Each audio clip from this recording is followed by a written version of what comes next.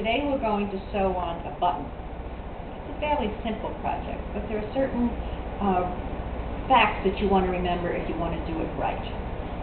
Today I'm doing a button on a pair of pants. This particular button has the 4 little holes. Some buttons only have 2. This one's a little bit more difficult because it's an inside button on a pair of pants, so I can't just stitch right through because I don't want the stitching to throw on the other side.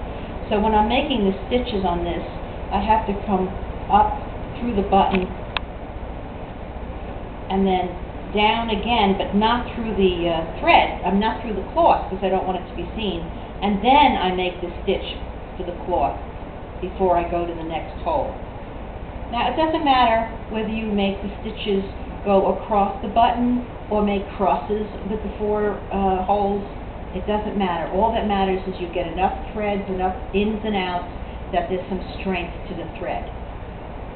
One important thing to remember when you're doing a button is while you're making those stitches, you want to maintain a certain amount of tension from the button, keeping it away from the fabric. And the reason is, and most people don't do this last step, but it's a very important one, is once you've finished with the ins and outs of the stitches, which I've done ahead of time here, you want to take the thread and you want to wrap it around between the button and the fabric and then tie off your stitches.